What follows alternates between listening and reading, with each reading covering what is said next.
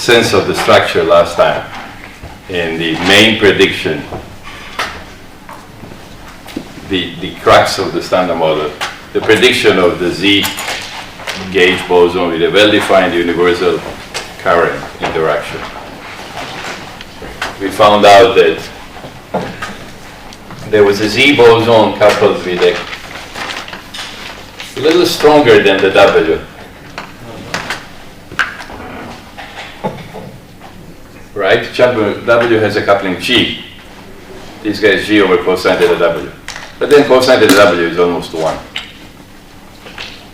And then we had G mu.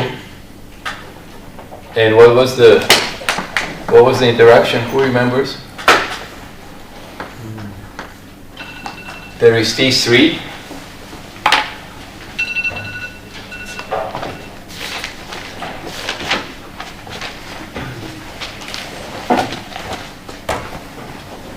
Is it cosine of W almost 1? Sorry? Cosine of W is close to 1? Well, no. Close to 1/2? But it's close to 1. I mean, here we are talking about the rough strength. Theta W is 30 degrees, so sine is about a half. Right? So cosine is what? Square root of 3 over 2. That's close to 1. That's 1 for me in the first thing. I mean, before computing, you estimate that's 1. Well, there is even more of a factor. W has a G over square root of 2, really. Okay.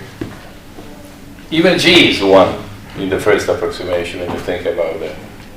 You know that the gauge couplings are not small couplings themselves. What is small is an expansion parameter. E is small. Sorry, alpha is small. Because of the famous 4 pi. Going is E squared. The beauty, you know why it works so well, the perturbation theory. We are lucky, extraordinarily lucky, that the expansion parameter is not E, which is 1/3. 1/3 is not that small. 1/3 is 1 for me.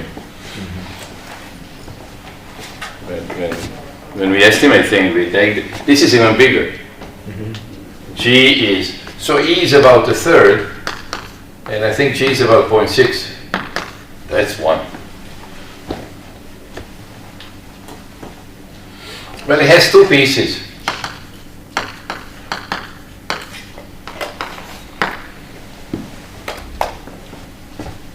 So when we talk about parity, for example, will this break parity? This interaction?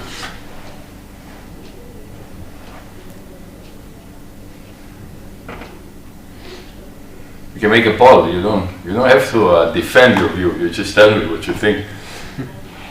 You can venture. Who thinks it will break parity?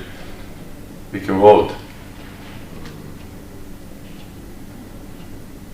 Who thinks he won't break parity? The guy who thinks he won't break parity. Can I ask you why? I promise not to, but then I'm cheating, okay? That's an intuition. Well, he won't break parity because otherwise photon will break parity. Photon couples like this. So how could they break parity?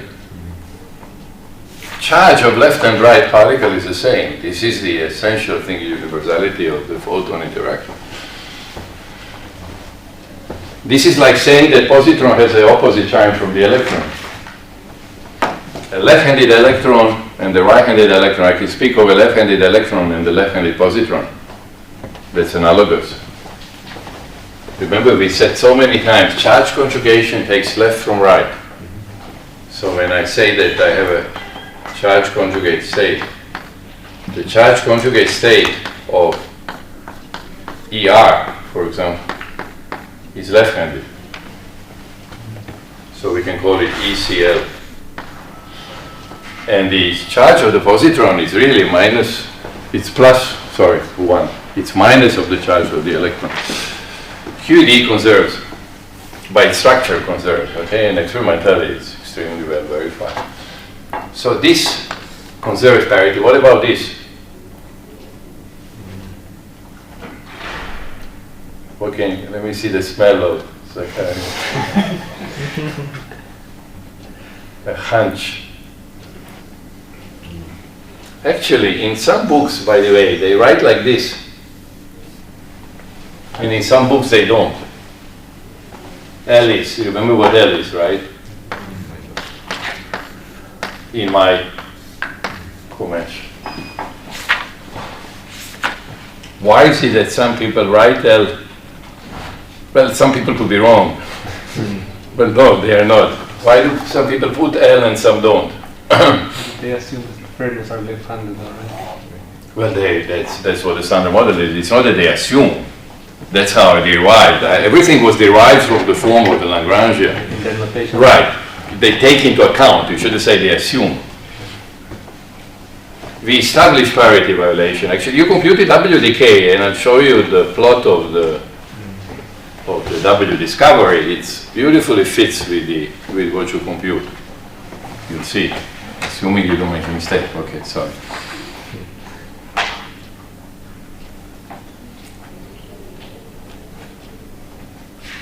So this breaks parity or not? Of course. Yeah. Because T3 picks up, and I don't have to write it down. T3 will pick up the left-handed fermion anyway, because T3 on a left-handed fermion is sigma 3. Whereas T3 on the right-handed fermion is 0. So you see, you can ask yourself, so does this interaction break parity maximally or not? W broke it maximally. What did I mean by that? They decoupled only to left-handed guy. That's maximal. If you couple to both of them equally, that's minimal. That's 0 breaking. Okay, that's just completely symmetric. What about this guy? It sort of cannot decide, right? It breaks it and it doesn't break it. Here it breaks it, here it doesn't. But there is one particle, for example, that, or one, it could be more, for which it breaks parity maximally if the charge is 0. So it sort of varies, right? Here you can discuss, you can think about that, whether what will happen, unlike W. W case is trivial. We derive this form just by saying we believe there's a photon, the very Glashow reason.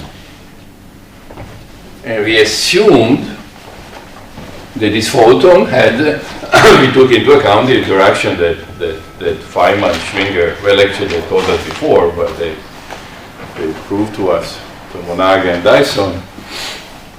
And then we get this. We had to assume that photon is massless, okay? And then the Z boson will have an arbitrary mass, we said, right? We had no idea about masses. Masses would break the symmetry we wanted to have. But the truth of the day is that, you know, we need the Higgs mechanism. Why? To get a good propagator.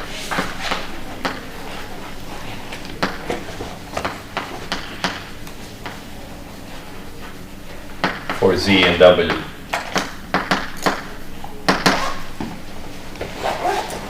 And then we said the choice is a doublet.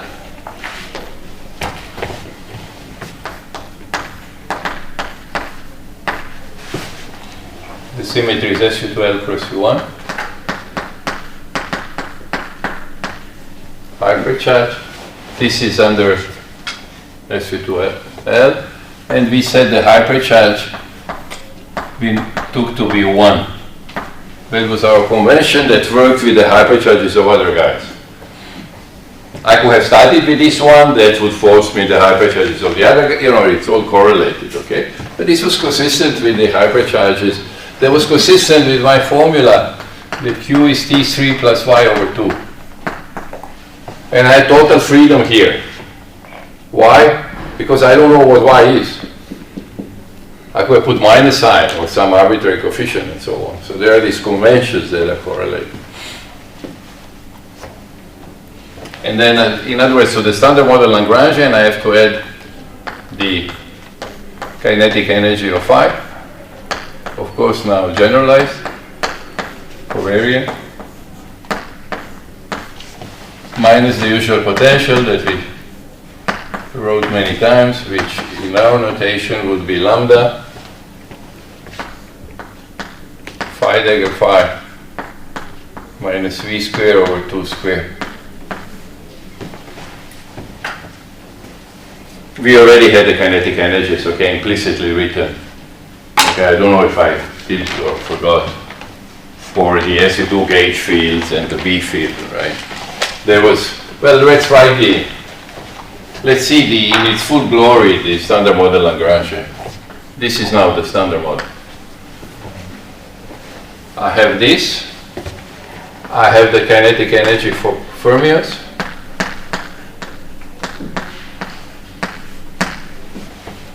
I'm not going to write the sum. Anytime you say fermion, you do that, right? The kinetic for the bosons.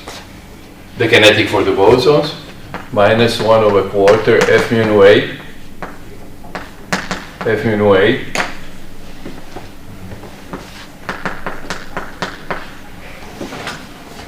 And there is also the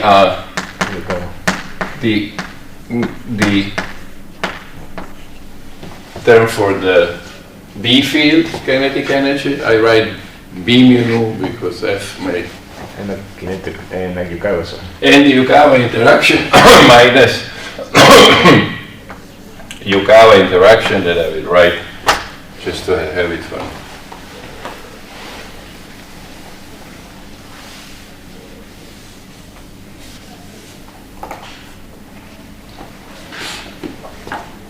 Which was, we wrote it as QL bar Yukawa down phi dr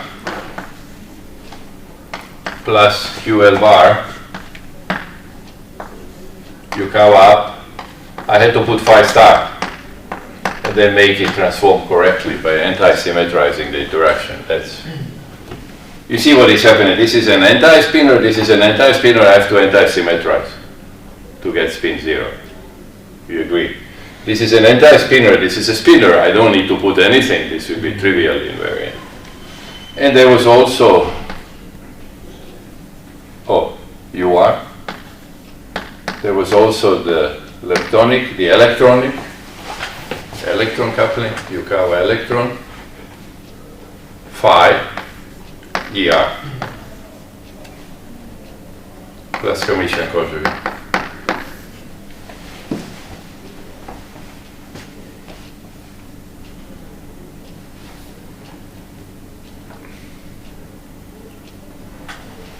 The protagonists, of course, were the up and down, quark, neutrino, and electron, and then the right-handed guys.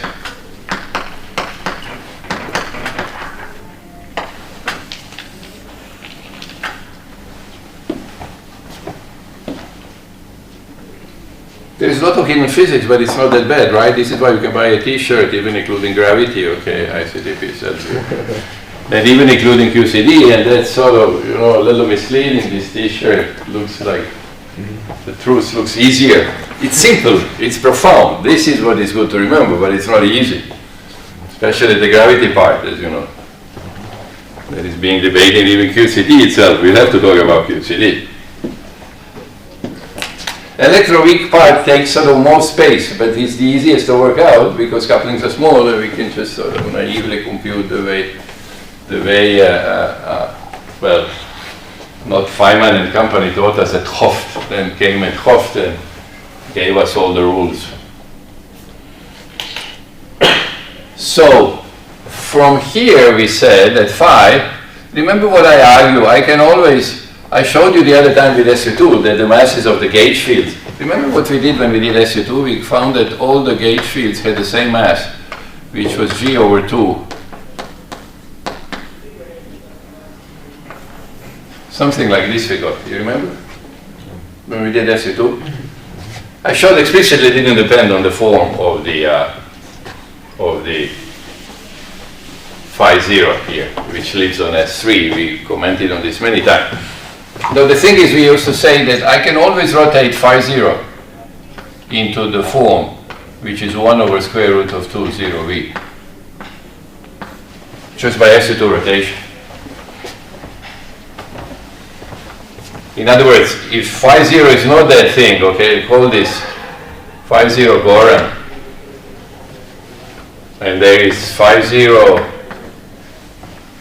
I don't know who doesn't believe that it's always possible. I guess you believe. Let's say Osman doesn't believe. If I see Osman would be says no, he says I like this, some V1, V2. Well, the thing is that I can always write this as a rotation as U phi 0 Osman. U, how would I write U? It would be e to the I, sigma I over 2, some rotations theta I, and then explicitly there will be V1, V2 over square root of 2.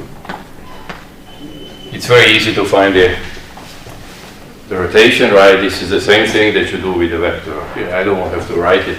But that means that I can also take phi with the same rotation. I can write phi Goran to be e to the I sigma I over 2 gi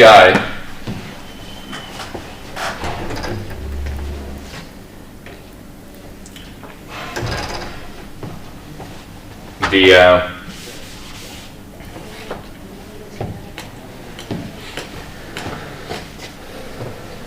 I don't know whose, maybe I'm sorry again. The generic field phi, remember the generic field phi had a lot of states. R1 plus IR2, R3 plus IR4, and so on. Right, this is a general form. I could normalize it to 1 over square root of 2. I can always rotate this to be 0V plus H, 1 over square root of 2, by the same logic. Now, of course, the rotation is, over V. The crucial thing to argue, remember, is that now the rotation will depend on the fields themselves. Or if you wish, I wrote the general phi. Remember how I said I could write it as e to the minus I GIV sigma I over 2 times, I could always write it like this.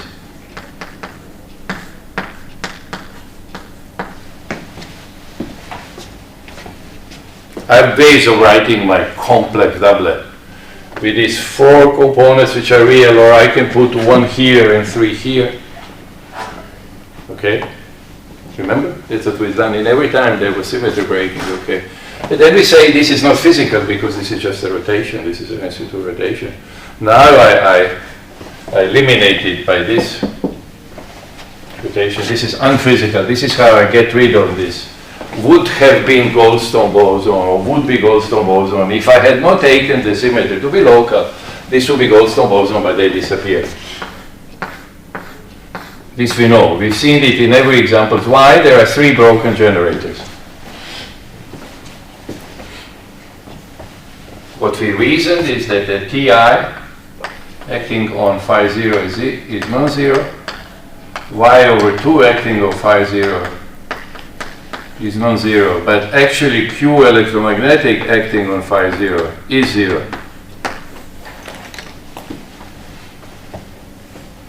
One linear combination is unbroken. And you have to find that linear combination. This is a typical mistake that is done in the homeworks or even sometimes in research, that you forget to look for a combination which is unbroken.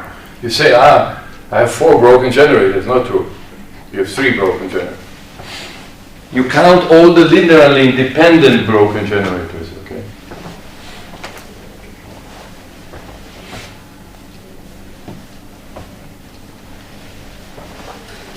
And that's clear from here.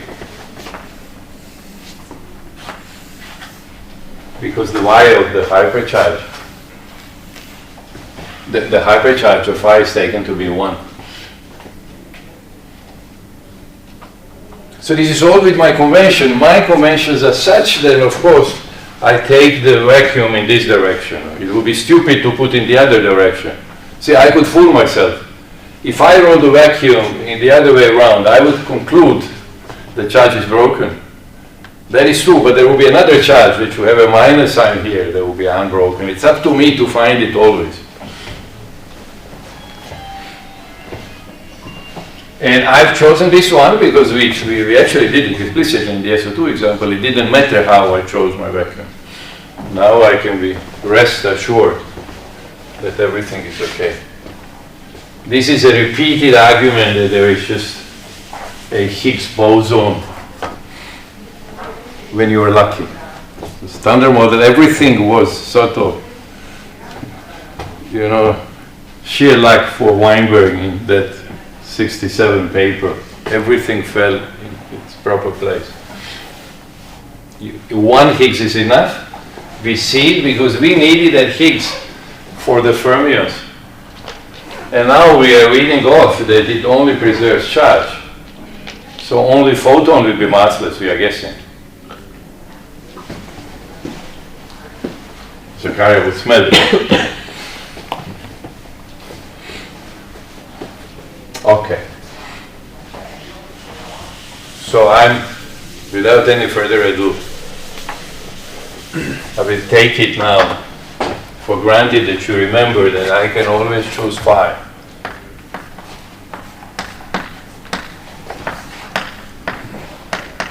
Without my Goldstone bosons. They are not physical.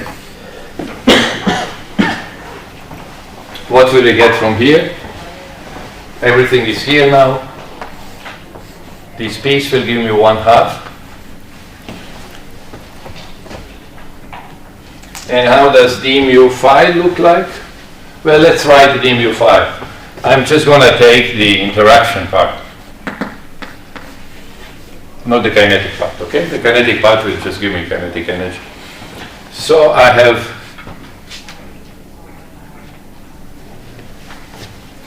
minus Ig.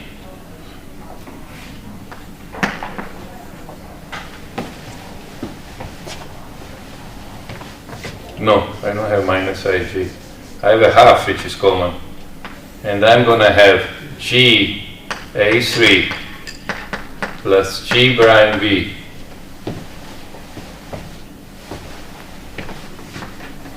G A1 minus I A2 G A1 plus I A2. Why can I write immediately? Because I know Pauli matrices, and so do you. And this will be minus GA3, you agree? Sigma 3 is a minus sign. Okay? I'm writing my covariant derivative.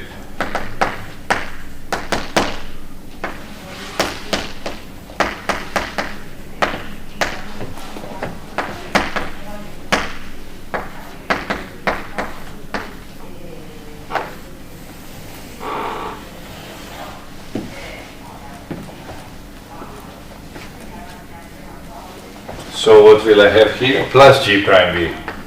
Hypercharge is 1. And there is a mu index here on every of these.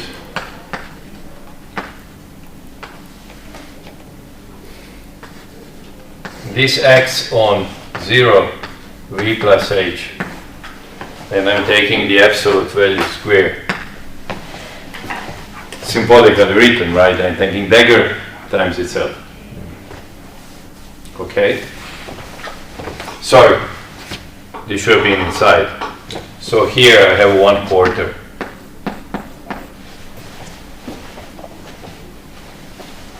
You agree, everybody? I think I'm okay. So what I get here is 1/2 times 1/4.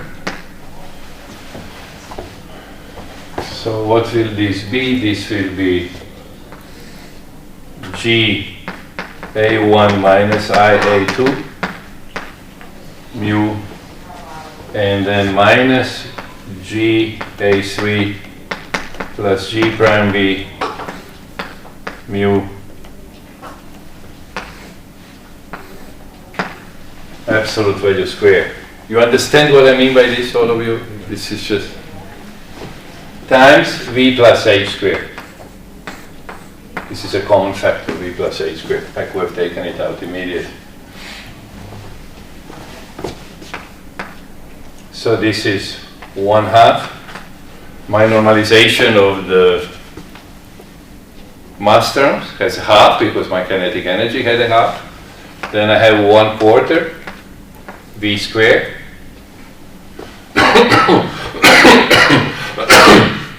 And then the first piece will give me g squared, a squared. Let me not write the mu index.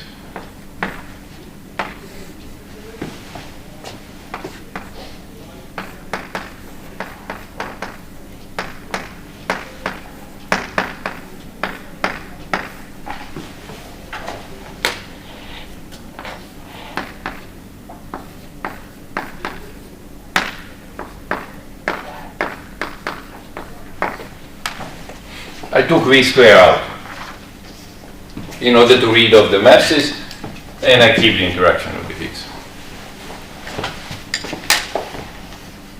I don't want to write the mu index because then it confuses us. Let's just read off the SU2 properties of these guys. Do you agree with this? And the question is not trivial, right? Because I often make mistakes without knowing. So it's a pod that don't control me. This is familiar. In the SU2 case, remember there was no B field. This is SU2 cross U1. Without the B field, we will have the same masses for 3 fields. This was our famous protective custodial symmetry, right? You remember that. I had 3 equally massive gauge fields. This is what I call the W. So I read from here that MW is G over 2 times V. I remember that my W is A1 minus IA2. Well, I can write more precisely W plus minus normalized with the square root of 2. Gives me this. It's okay. Nothing really important to say here. This is what we expected. A mass is always proportional to the only dimensionful parameter. The coupling is G. The next thing is a beautiful prediction, okay, which we lacked without the Higgs mechanism. The Z mass was arbitrary. This is the Z boson. Look back into your nose. This is a Z boson. It came out immediately. Here it's predicted. Its mass. And this I can write as Z times square root of G squared plus G prime squared. Remember, I must normalize.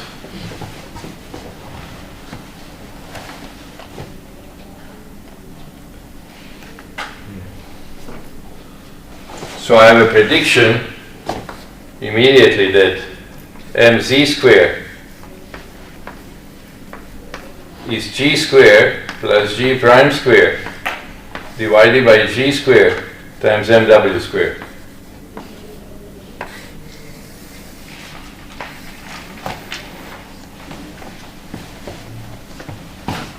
Z boson is a little heavier. Not much, because G prime is small. Very small.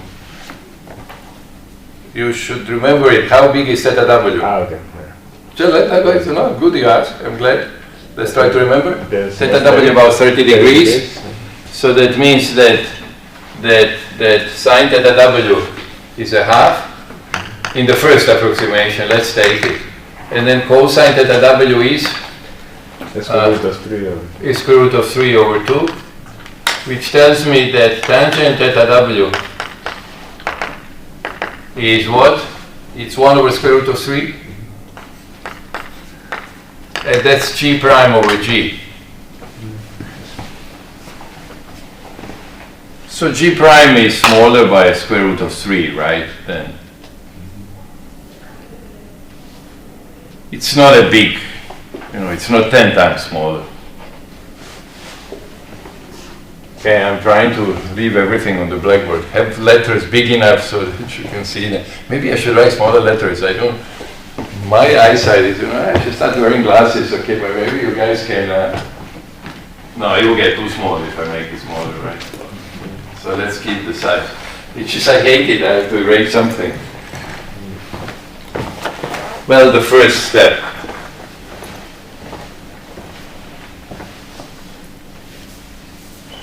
The first step was trivial. It was just plugging in the... So from here, let's see, we obtained. Let's write down what we obtained. We go to 1/2 mw squared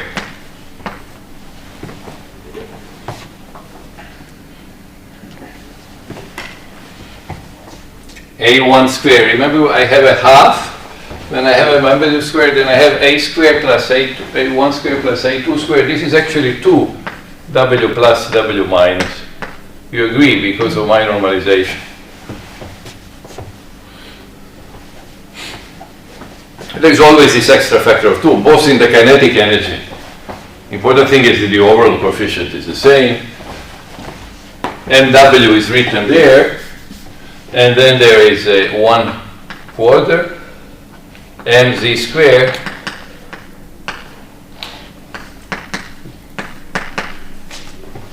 there I will get this 1 plus 2h over v. Let's keep the first term only. I got it from here, let's keep this. I don't need h squared piece, I just want to remember the leading interaction of the Higgs.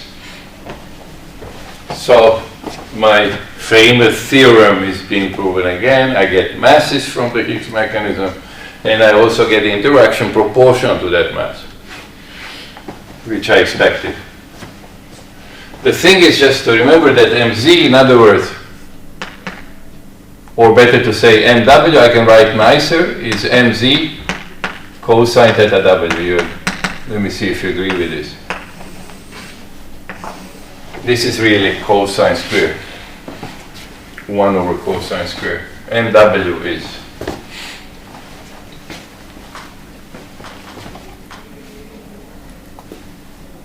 and when you ask me how close is to 1, it's very close to 1. Just to give you the numbers, this is 80 GeV and this is 90 GeV. That's 1 for you and me. Unless we are working, you know, at LEP or LHC doing precise calculation. I'm happy if you remember the W and Z masses are roughly 100 GeV when you walk out of here. If you remember the numbers, so much the better. But this is a measure now. It tells me 8 over 9, roughly. So it's pretty close to 1.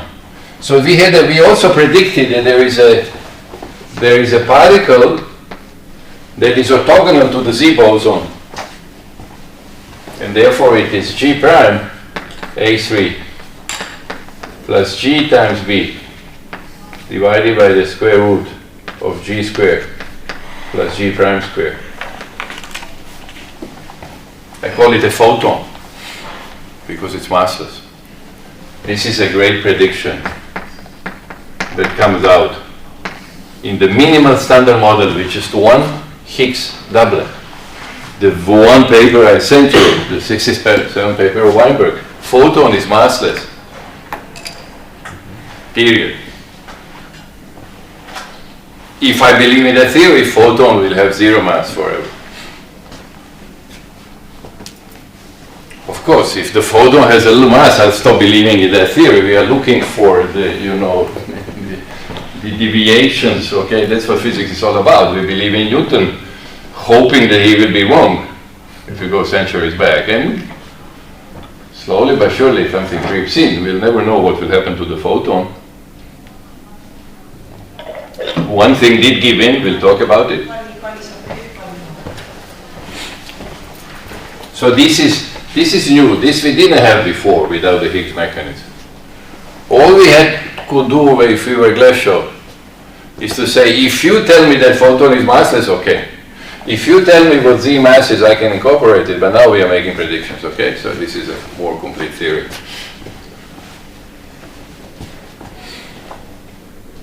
Isn't that incredible that nobody would pay attention to this extraordinary work? Don't you see that something must have been wrong with the community? beware of the situations which are similar today. The reason may be, and I believe in that, people proclaim the death of physics and field theory. In the 60s, there was the idea of bootstrap. Bootstrap says there will be never anything fundamental, which is quarks. Everything is made out of each other. And there is nothing more to compute but some correlation between spin and coupling and whatever. By the time of that paper, what were people working on? But bootstrap was the name of the game. Bootstrap, it was proclaimed people wouldn't study field theory, even very few people studied field theory. Those that did in that era became great physicists. It was interesting, okay. But it's interesting that the death of field theory was praying at its peak. I really want to emphasize that. This was after the great success of QED in the 50s. Similarly, at the beginning of the great success of the electron-weak interactions, in the 80s, again, the death was proclaimed, and we were told that we must now learn strings, that field theory is dead as it is, and they will be substituted with string. This is very interesting. We are still being told by many people, despite of field theory having more and more progress, and those of us that took it seriously coming out with predictions of new physics, okay, which has to do with neutrino oscillation and so on. I find this amusing, and I'm saying this only to remind you, if you believe that something doesn't exist, you're not going to see it when it appears. You say, no, I would see it, I'm different, I'm not brainwashed. Well, I think we do get brainwashed, because when we are brainwashed, we don't know that we are brainwashed. Okay? And here I'm brainwashing you, maybe. You never know, This tangling truth is not easy. Anyway, I find this mind-boggling that I really wish I had been there to know whether I would have recognized. I'll tell you later something that I didn't recognize. It has to do with, it's called sphalerons. It's a beautiful missing link in the standard model. I'll tell you later about that. What? I was at the source. Sphalerons, you ever heard of sphalerons? Maybe. Okay, it's not the moment. I come back and tell you, so I cannot say proudly that I would recognize it. I was the witness of a great work. It was 84, I was spending a sabbatical in Santa Barbara. And there was Wilczek, Z, and famous people. There was a bunch of us young people working on things which I don't think were very important. There was another guy, Nick Manton. He was sort of working on his own always. And he was working on what would become a fundamental work called sphalerons. And he would tell me, Goran, why are you working with Wilczek and those guys? I have something special. I would say, yeah, it's okay. I have absolutely no idea. I'll tell you, it's not easy to recognize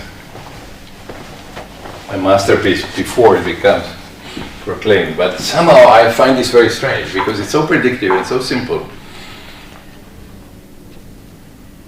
They still didn't look for the Z boson. That will happen only later. You see, immediately if you go and you are smart and you look for the Z boson, you get a Nobel Prize. Probably if you're an experimentalist. Imagine, the thing. Now I predicted it. I'm saying, and I tell you how heavy it is. Therefore, I can tell you how strong the interaction will be. Remember, the interaction, effective interaction, comes by exchanging the messenger. So with the W boson, we got the G Fermi was proportional to G squared over MW squared, right? We neglect the momenta. Forget the coefficients. And if I exchange the Z boson, so call it, I don't know, GW, Fermi, I don't know how to call it. I'm saying there is another interaction, they call it still Fermi. With the Z boson exchange, it will be proportional to the interaction. I read it here. G squared over cosine squared theta W, agree? 1 over mz squared. Of course, up to the details on the interaction, I'm just giving you the overall strength. You agree with it. Coupling square over the mass. But this is mw squared precisely. So there is something nice. Z boson is heavier, but the interaction is stronger. So they just end up sort of being more or less the same strength interactions. They are weak interactions. They are weak interactions because masses were much bigger than the energy. Maybe it's worth emphasizing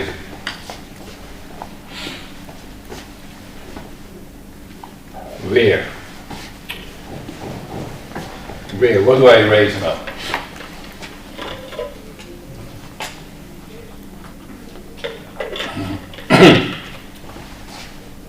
Remember what it is? This is sine theta w. By the way, this is another nice problem. Sine theta w A3 plus cosine theta w B. We wrote it the other day. Glesher had it right, and he had to get it right. He said if there is a photon, I can predict the interaction for Z. If we prove there is a photon, of course, then they have to agree. And the Z boson was orthogonal here. Cosine minus sine. I don't want to write it again. So I'll erase this, you have it in your notes. I have to erase something. Maybe I'll write it later. There is also exchange of a photon.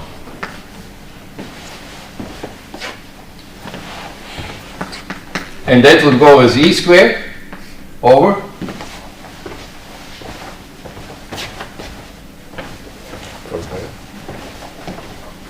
4 pi?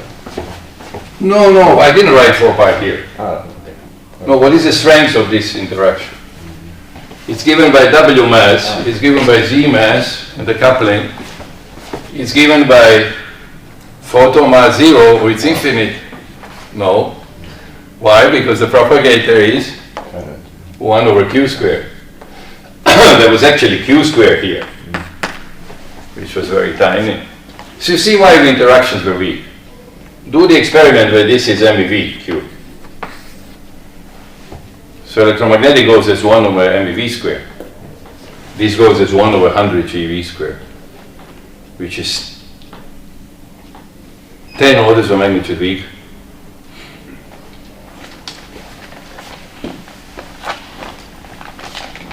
But when I go to high q squared, so let's keep it, then of course there is no sense of speaking of weak interaction. E is smaller than G, remember? This is a little weaker. Electromagnetic interactions are really weak interactions. And strong interactions are not strong. Depends on what energies. I'll talk about the dependence of couplings with energy. Well, Higgs exchange. Oh, good. Right. I'm glad you asked.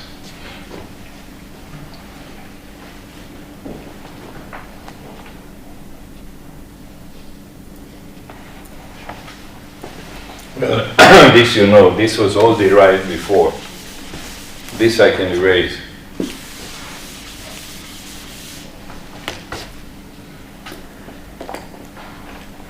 But I left those for me, I can do this.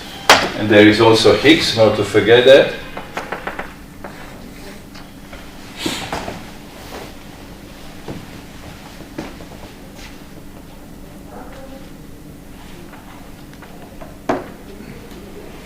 So it will go like what? Between a fermion and another fermion. So let's just write F.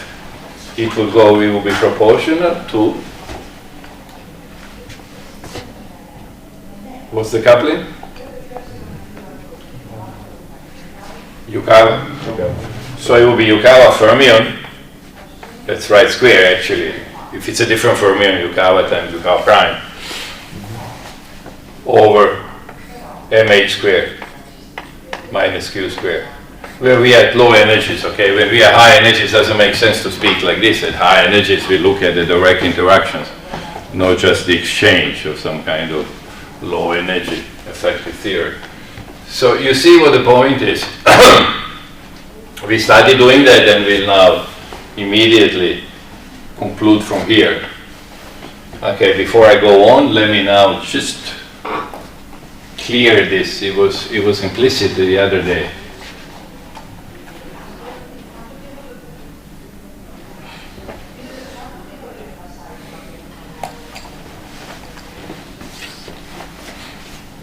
Well, let's do it now. Whatever interaction I take, it's irrelevant which one. They all have the same feature. When I put here phi 0 v plus h, or 1 over square root of 2, you see what will happen? It picks up a down quark from here. Right? You see this? Phi picks up a down quark from a doublet.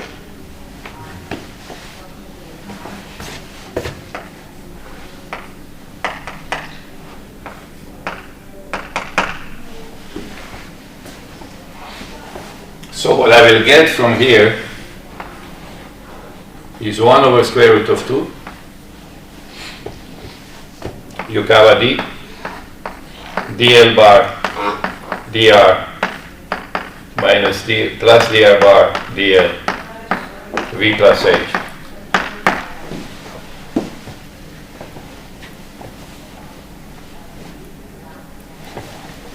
dl bar dr plus a Hermitian conjugate. The Higgs is 0, v plus h. Okay, it's very small, but we wrote it before somewhere and erased it probably. Anyway, agree? This is 1 over square root of 2 u kappa d d bar d v 1 plus h over v. So I read that m down quark as u kappa down quark over square root of 2 times v.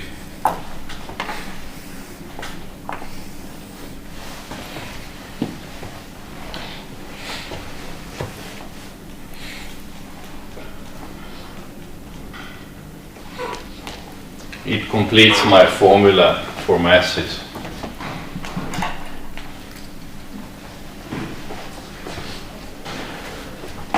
mw was g over 2v. It's always, I could have guessed that I didn't know whether it was going to get the square root of 2, but even that I could have guessed because I normalized with the square root of 2. The mass of the fermion. And this is true for the electron also, it's the same interaction. And for the Antiquark, it's true that I have this apparently sort of upside down, but I sigma 2 will pick up the Antiquark from here. I sigma 2 takes it up. So this is true of every fermion. This is generalized. Every fermion is equal to this, equal to fermion coupling. It's a universal interaction that the Higgs mechanism provides. I'm doing this, but we saw it in SU2, we saw it in U1. It's always one and the same thing. It's the wave times the coupling, and the coupling is U kappa coupling. But you have more families of parts. Yeah, then I'll have to worry about this. Mm-hmm. Maybe today already, but I hope not today. It's 12 o'clock. Almost where we studied it, but it was all 11:10, 11:15. Well, I think not today, but we'll have to talk about it. This is a very important issue. I don't want to do it immediately because I want you to grasp the essence of the Higgs mechanism and then to worry about our mixings. They are fundamental for phenomenology, but they are not fundamental for the comprehending the process itself of getting the mass. Now we know the origin of mass, right? Something amazing happened. And this is what it's not that you make the discovery by asking these incredible questions. They were not looking for a source of mass. They were not working on that. It was much less ambitious. All they needed is to have a theory of weak interactions, of a W boson. You wanted to have a theory of a W boson. That by itself postulated the Z boson. You couldn't do W without the Z. if you believe in a gauge principle. That's what we got. That's kind of nice. What is beautiful in physics are these accidental outcomes that you never dream about. Had no idea, Dirac, that he would get a positron. That was mind-boggling to him. Or Einstein, that he would get gravitational waves. He actually noticed that a year later, after he wrote this great work, but then he changed his mind and then later on wrote the paper saying that he was wrong and that there shouldn't be gravitational waves. Why did he thought that he was wrong? Well, because he wrote a paper saying that we made a mistake. He made a mistake later. Because it's easy to make mistakes in research. I don't remember precisely. It would be nice to look it up, what actually went wrong in the paper. I think it was with Rosen, to make it worse. When he were alone, he just worked alone. Einstein wrote a lot of papers, okay, he would work with people. Some of his papers were trivial, you know, how the point moves in the gravitational field, they are forgotten. The papers he wrote alone are not forgotten. It's sort of interesting. It would be nice to have a look. Later when you learn more, you could try to dig it out. I'll try to dig it out. I know one thing, that the editor of Physical Review then sent the paper for refereeing. There was no refereeing, and Einstein got very angry. How could he dare to referee his paper?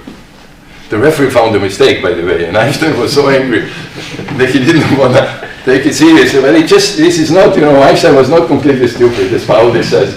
You and I know. It's just to tell you how hard it is, how non-trivial it is, and how beautiful it is the way physics happens, not from these great Baroque things. Here all we wanted to have a physics of W, we got a Z, then we wanted to be able to compute. The Higgs was just a way of breaking the symmetry, and became now, the standard model becomes the theory of origin of mass. This is somehow extraordinary, right? Assuming that it's correct, and I will show you, I will send you now, we'll be sending you plots which are confirming this. It's still being checked, okay? But the crux is issued, it's here.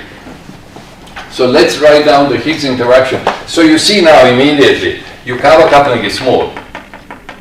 Okay, so to answer Zakaria, Yukawa coupling here, Yukawa over square root of 2, let me write, is M fermion over V. But M fermion over V is G over 2, M fermion over MW.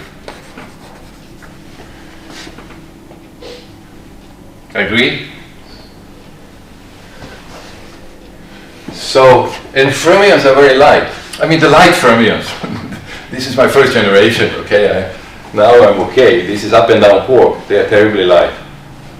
The masses are orders of magnitude smaller than MW. So this interaction will go actually, it's here, as M fermion squared over MW squared, 1 over MH squared.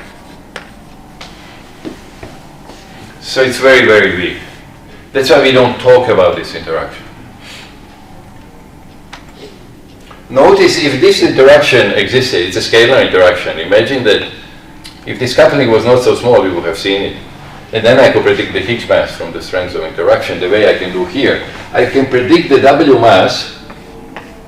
Why? All I have to measure is G. But I had a fundamental relation, E is G sine theta W. We derived on Monday. So all I have to do is measure theta W. This is the parameter of the standard model gauge structure. And I measure it because I measure it just by taking different scatterings. If I scatter a neutrino, for example, on something, there will be no theta W. If I scatter an electron, there will be theta W. So I can measure theta W by taking the same target, proton, scattering neutrino or scattering an electron. There will be a difference that I can characterize by theta W.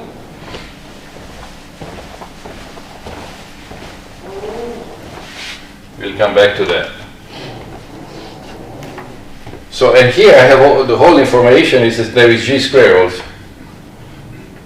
So up to the coupling, people often say, and you will hear this, that, oh, the Higgs mass is not predicted in the Standard Model. That's a silly statement. It's the same thing as the W. If you measure this, of course, you can predict the W, but you have the same unknowns here. All you have to measure is low energy process. So prediction of mass is related to the physical interaction. So I'm relating W mass to this effective interaction. I'm also relating the Higgs mass to this effective interaction. All I'm asking you to measure. But it's as good or as bad. It's not true that the Higgs mass is worse than the other masses. A lot of people trying to modify the Higgs mechanism start by arguing that this is a weak point of the Standard Model because you don't predict this or that. That's crazy. Simply not true. It shows profound ignorance on the subject that you are trying to modify. Before you decide to modify gravity, please learn it very well. So that you don't write me, I see your papers modifying gravity, which I see that and knowing that maybe you didn't really learn it that deeply. Okay, it's not an easy theory to learn, especially if you like to quantize it. Well, you'll find out as you go along. The exams will show you. So what we are learning, that I am a magician here that can give particle masses, right? Higgs and Weinberg together. By the way, Weinberg didn't do the quarks. He had no idea how to treat the quarks. It's called the model of leptons. There was a missing link. Remember, there was no charm quark. The model was incomplete. That came later. But just let's pretend here that it's all in this.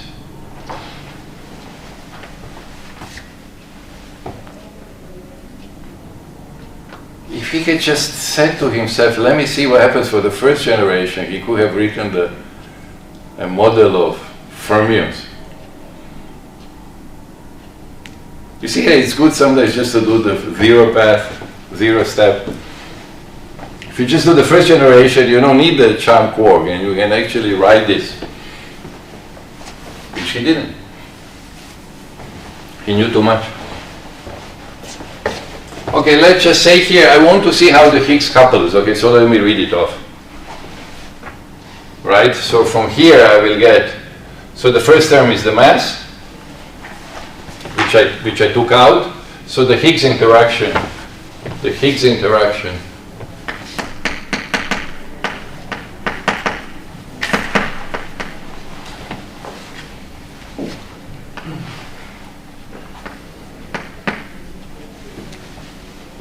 and the Higgs interaction here, let's write it. We'll come back to this effective interaction from time to time. Let me erase it for the time moment. So from Higgs interaction, notice Higgs couples to FF bar, or F bar F, as 1 over square root of 2 Yukawa fermion. Higgs just accompanies the value. So it couples with the Yukawa. So in other words, I get an interaction which is G over 2 M fermion over MW Higgs FF bar.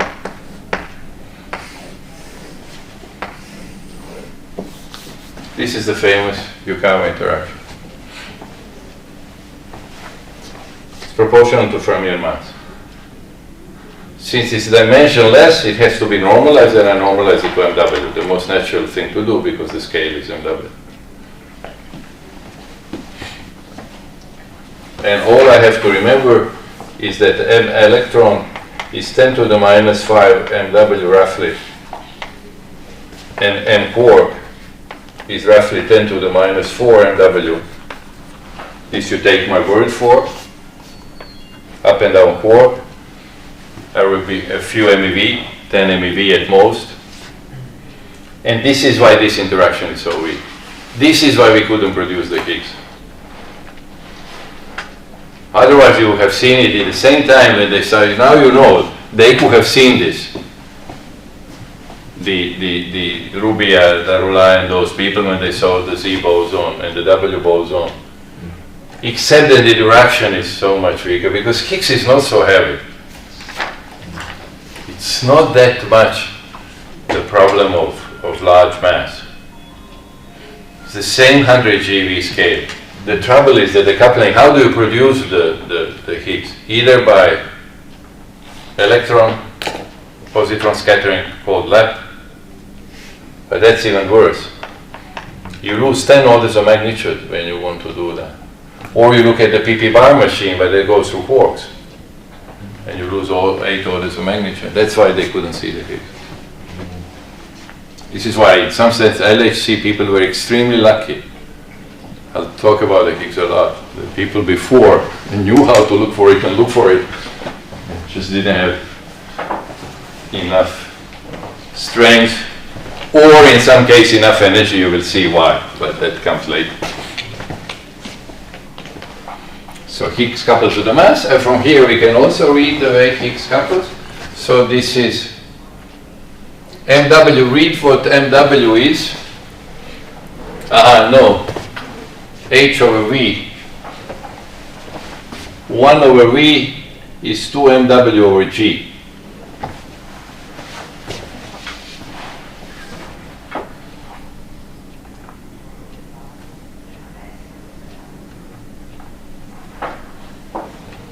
This is correct, right?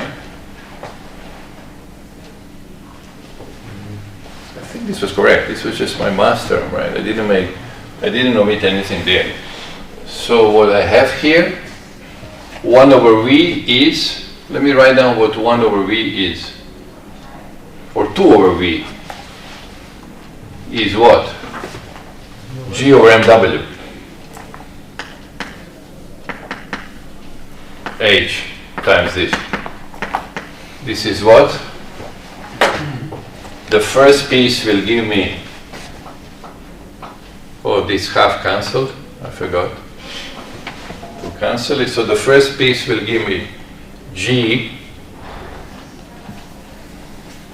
it will give me H, G, MW, W mu plus, W mu minus. The celebrated Higgs interaction that says it's always proportional to the mass of the particle and the coupling in question.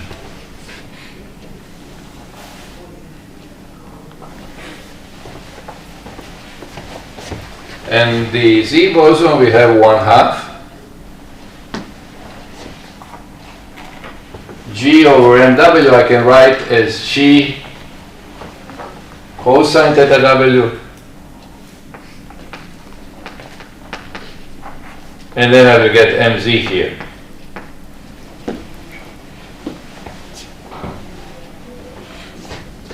Z mu H. Okay, I can put H here. Let me separate the pieces.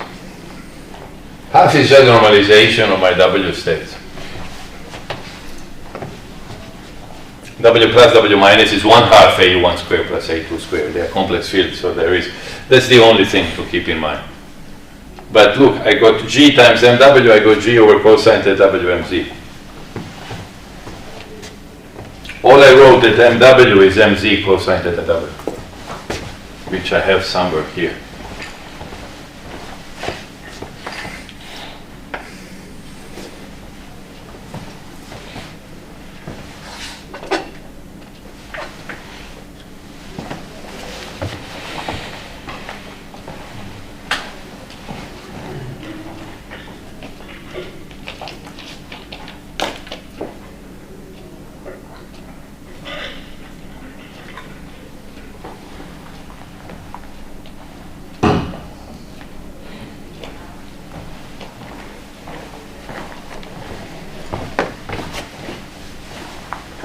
This has been tested. I'll show you a plot with a great precision. We now know that W and Z get a mass from the Higgs mechanism.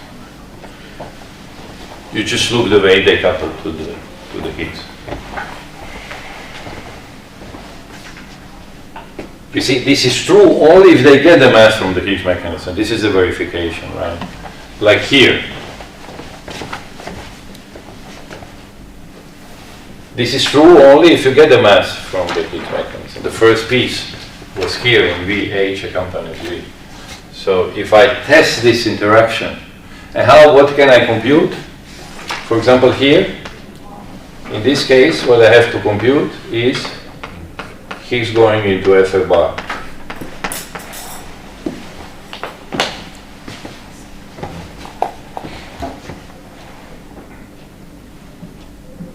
For example, I could test whether this works for an electron.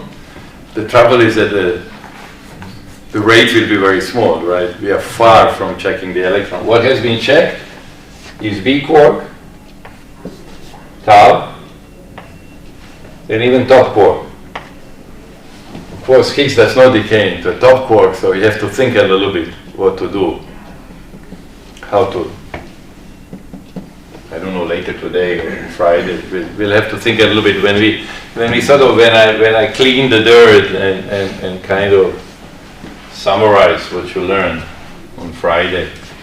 So it only continues in loops, the top quark, or no? Yeah, the dominant piece is it also contributes. It also contributes directly because I can produce the top quark. If I produce the Higgs, I can produce the top quark. Yeah.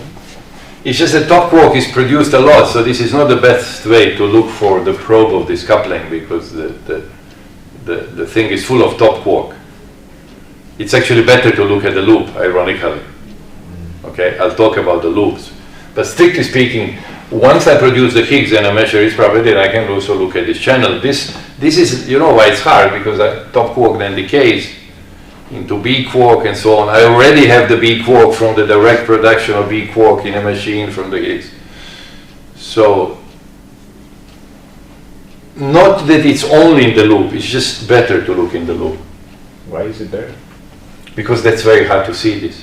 This. I'll have to be a little more precise when we come back, because I have a lot of top quarks. I mean, I don't see the top quark, I see the thing which decays into bottom quark. But I have a lot of bottom quarks anyway. And now I have four, you know, this will decay, this will decay, I mean, how does top decays? Into bottom and W. So I have a lot of bottoms, and the W keeps decaying, you know. W decays into two leptons. So I got two bottom quarks, I got two leptons, the background, what we say is very hard. The top quark is heavier than the Higgs. Right. So, How is it possible?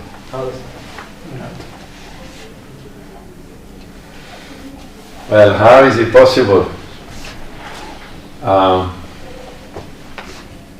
that mu decays into an electron? It decays through W. I mean, what I do, I have a muon, I produce a W and the neutrino, but W is heavier than the muon. It's off shell. I thought of produce it. I don't go on shell. I change the. So here, what will happen? The top quark will not be on shell, of course. I know I'm not. Okay, I should have talked more correctly. I spoke as if I actually produced it on shell. I may have confused you. I'm sorry. But what I mean here, I will go through the top quark.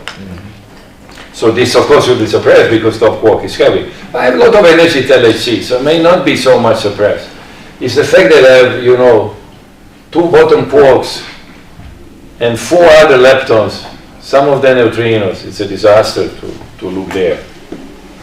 We'll see cleaner things in the loops. Can you still treat the coupling with the top in a perturbative manner? Because the mass is bigger than the coupling. Yeah, this is a beautiful question.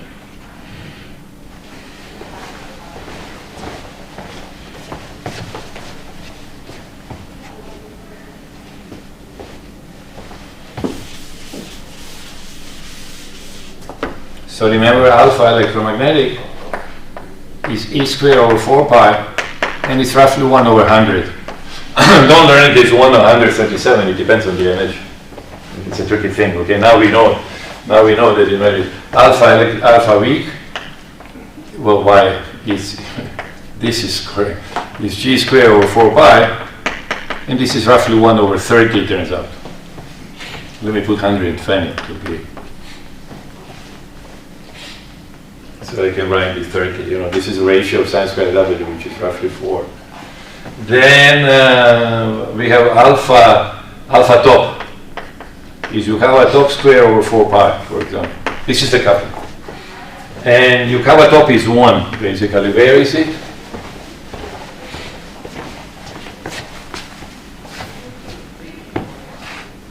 Yukawa is G over 2 m fermion over mw. There is G over 2, but top quark weighs twice as much as W, so it cancels.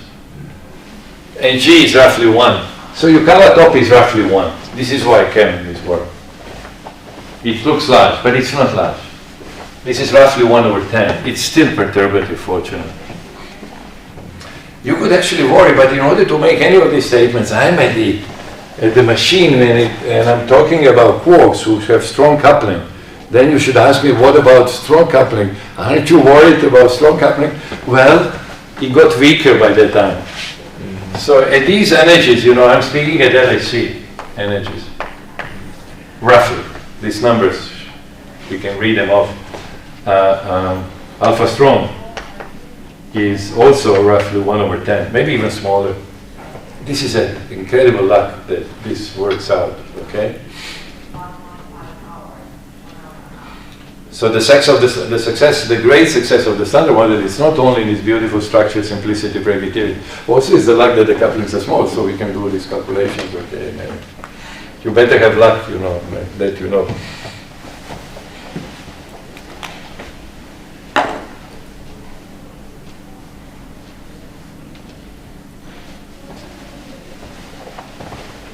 So if I had my top quarks, you know, the Higgs interaction would be very good if I had my top quarks. We would have seen the Higgs.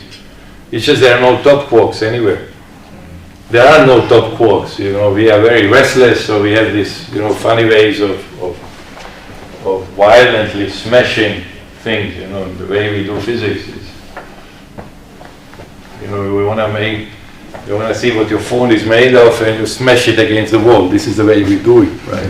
This is LHC. And then if you have enough energy, it will break into very small pieces and we'll find out what it is. So it's sort of interesting. When we came to Higgs, there was a conspiracy against the Higgs. It couples to a lot of particles that matter today, like W and Z. But there is no W and Z. When you take proton on the antiproton, there is no W and Z, right? And there is very little top quark in a proton. You can forget about the top quark. There is a little bit TT bar, but it's very, very tiny.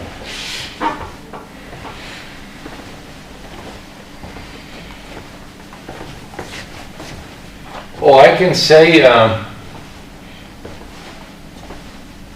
no, let's talk about W on Friday so that I can comment on the homework.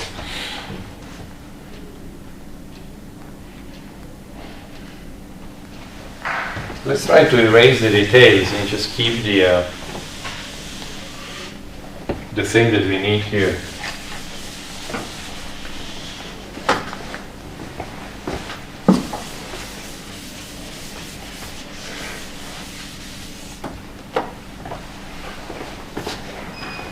We could just think a little bit before we get very detailed. We can ask ourselves, why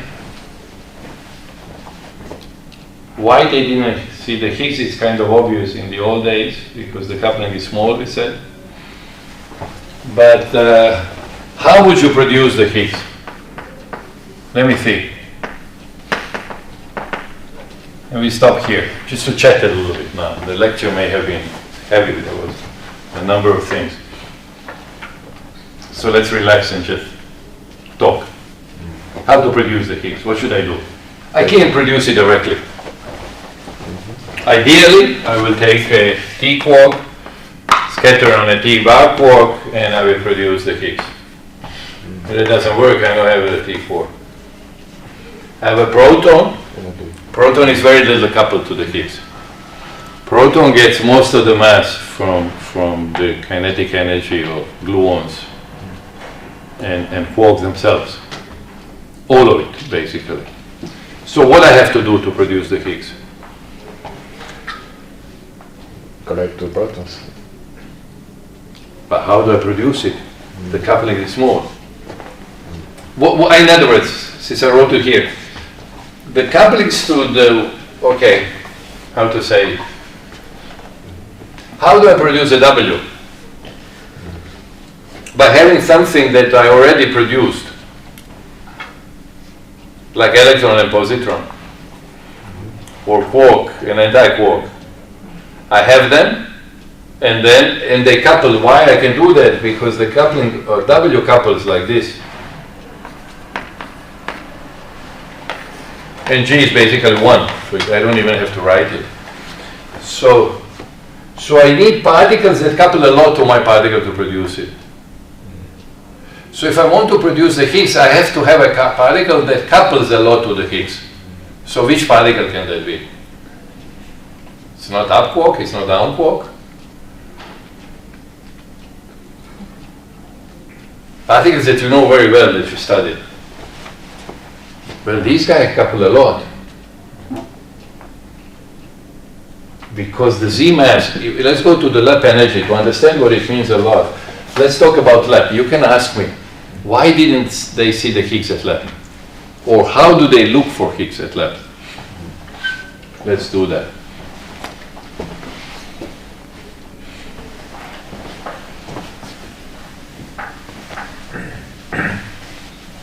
So what was LEP?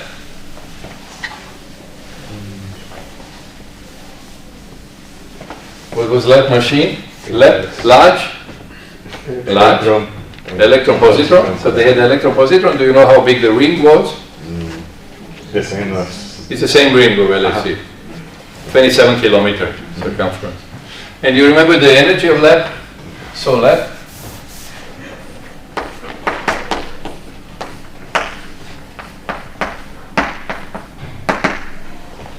The energy was around 200 GeV center of mass. 205 maybe. Around 200.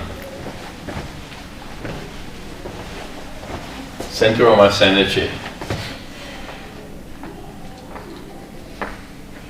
About 200 GeV. So how did they see, for example, the Z boson?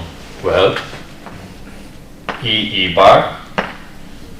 I can say like this is E going, but E going is like E bar going here. Well, it couples to the Z boson. And you just produce the Z boson. This is the beauty. And the coupling is not small. The coupling is G. That's not small. This is why they had a factory. They produced, I don't know, 10 billion Z's. And this is why you look at the particle data group, you will read with extraordinary precision the decay width of the Z boson and the W boson, the things that you are computing. So now, you see the mass of the Z boson, it's basically the same as the energy in the question. It's not small. When I say that the mass of the up quark is small, I mean to compare to something, right? So in this case, I can think of the energy that is available. So in other words, if I already produce the Z boson, how would I produce the Higgs? Well, you read here, ZZ Higgs. All I have to do is this.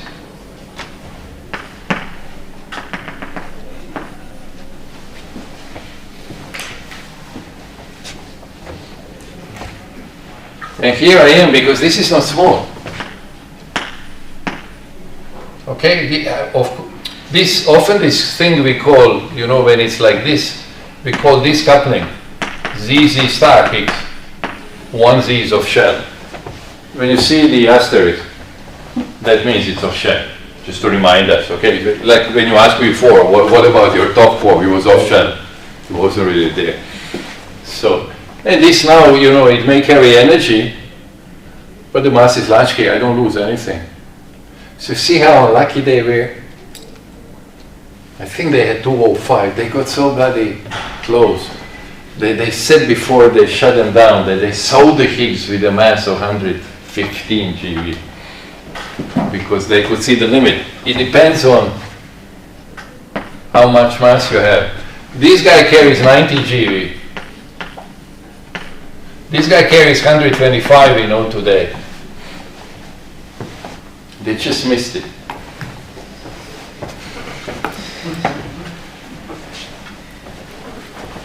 I mean, this is really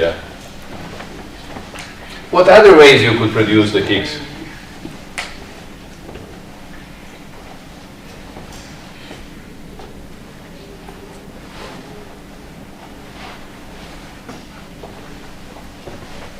Let's see what other ways we could produce the Higgs.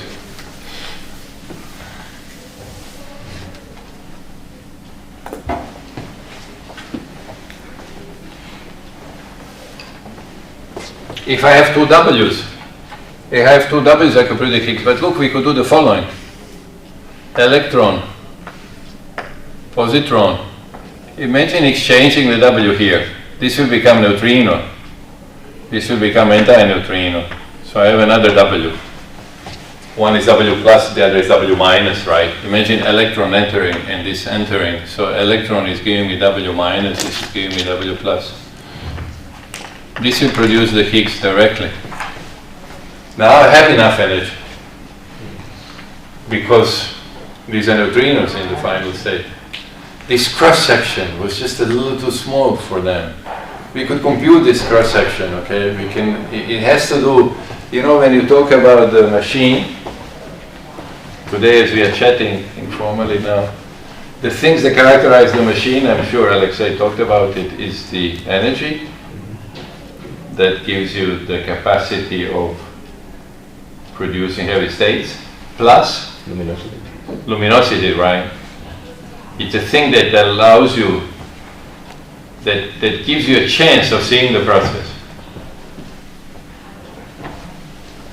So we'll talk about the luminosities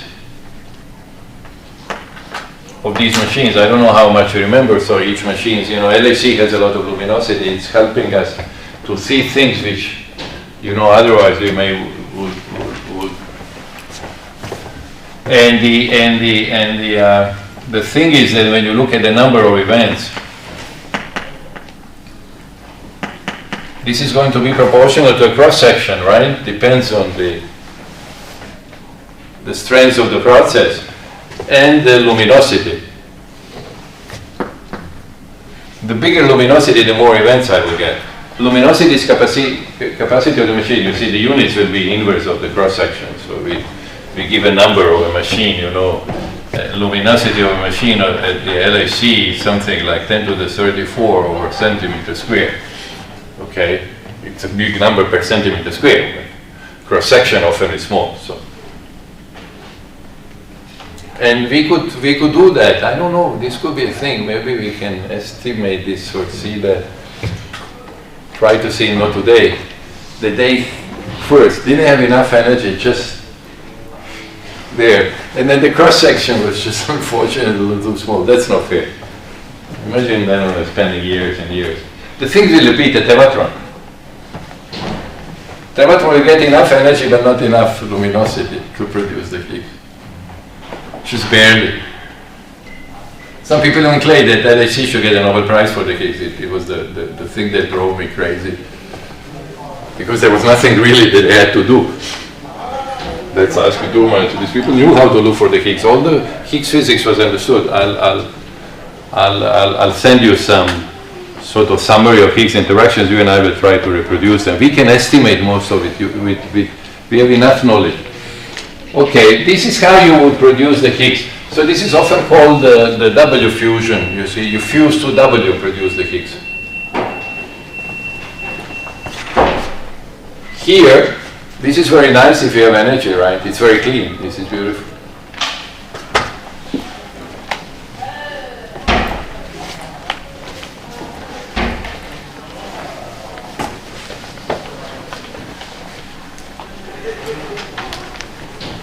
There is energy loss from radiation, so you may have the same ring, but it works better for a proton than for the electron, because the energy loss is actually worse for a light particle, if you remember.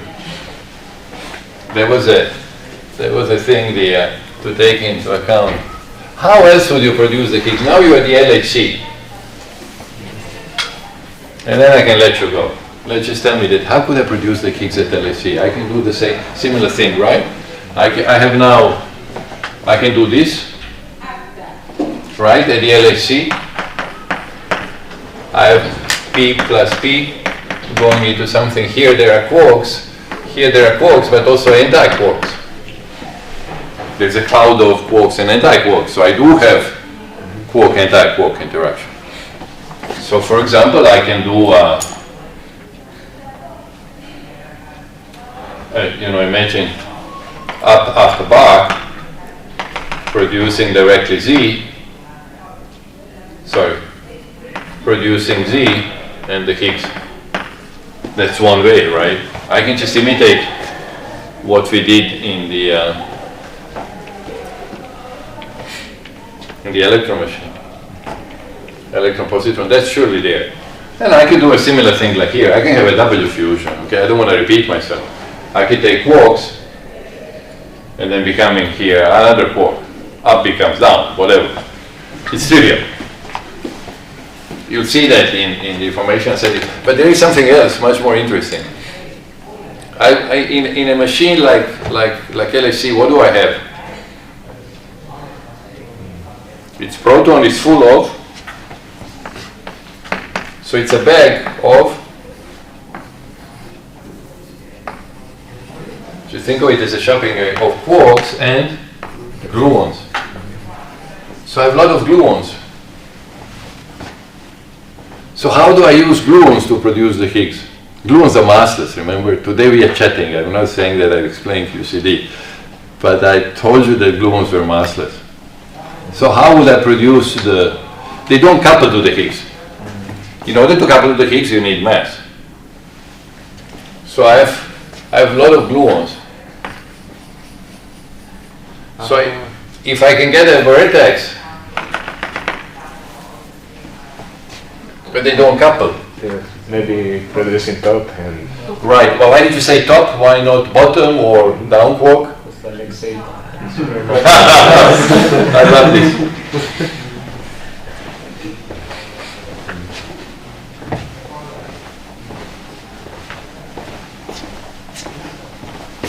Well, why don't we just say I have a fermion here.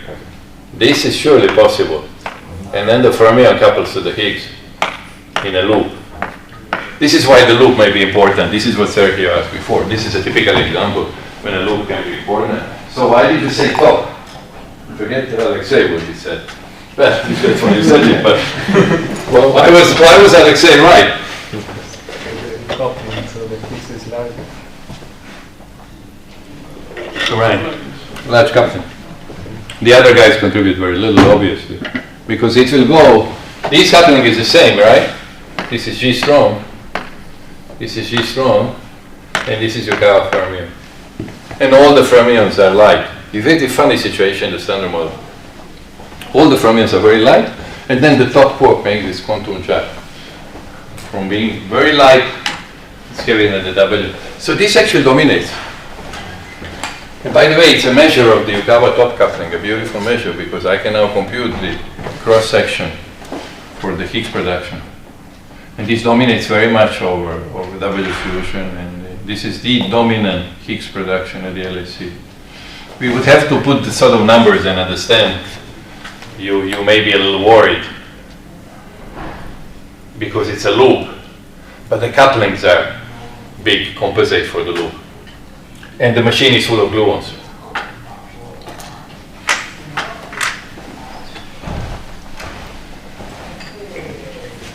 Okay, I wanted to give you a flavor of what I want to do on Monday. I want to now try to summarize the essence. We'll try to grasp what really the standard model is all about, and then talk about a bit of the W and Z physics, but especially of the Higgs.